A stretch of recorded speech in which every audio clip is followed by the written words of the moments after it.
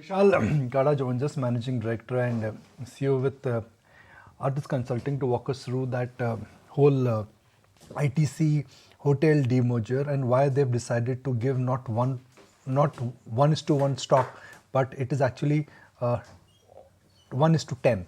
So Vishal, let's understand the thought behind it. Why are they doing it? A simple demerger would have been the existing shareholders get one stock of ITC Hotel free. That would have been simple. This sounds slightly more complicated. Why is that? Hi, glad to be with the ET Now viewers. Actually, it doesn't matter what is the share entitlement ratio, and let me explain you why. See, this is a demerger where all the shareholders of ITC will have direct and indirect 100% economic ownership in the new ITC Hotels business. So what the company is doing is that they are demerging the ITC Hotels into a separate wholly owned subsidiary.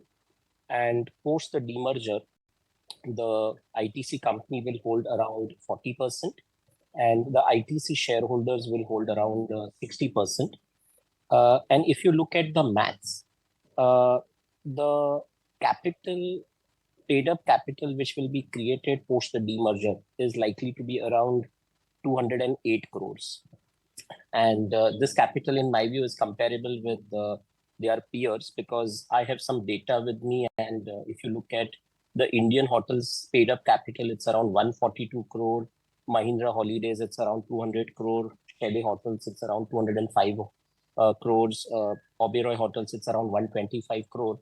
So I believe the company has decided to issue one equity shares for every 10 equity shares of ITC to come up with the right capital sizing, I would believe. And whether one gets, any number of shares in a simple demerger, actually there is no difference because the shareholders hold directly or indirectly 100% of the economic interest. So I think coming up with the right paid up capital post the restructuring was a sensible move by ITC. So that's it. I think that's why I believe the company would have decided on this particular share entitlement ratio. We get that. But how is it that you would value ITC hotel business? Is there a valuation number that you have in mind? I think the valuation will happen once the listing happens, which is expected after, I would believe, 15 months. That's the management estimate. So I think the pricing discovery would happen at that point of time, I would believe.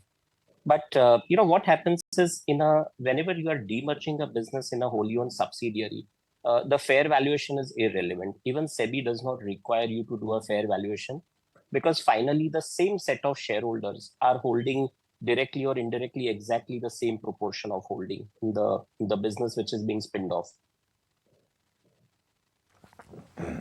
So can Indian hotels be used as a benchmark to value ITC? Because Indian hotels, the profitability numbers, the size and the scale is slightly different. See, if you look at the current turnover of the ITC hotels, it's around 2,500 crore. So obviously, I would believe ITC hotels would come in the top 3 hotels. And I'm pretty sure the market would look at some of these benchmarks, to finally price the share price rightly. But we are obviously 15 months away. And the important point is, what ITC has done is quite interesting. I would say it's unlocking the whole value in the hotel chain. At the same time, the ITC is keeping around 40% intact and continuing to, play its role as an anchor investor because I believe the two companies will have a lot of synergies, going forward per se. So I see this as quite positive for the shareholders. Final question. Will there be some treasury shares which will get created because of this?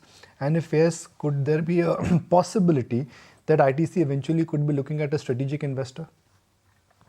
See, if you look at the announcement of the company, it's very clear that ITC Hotels will chart its own path while, it will continue to get the goodwill, the brand equity of the parent ITC company.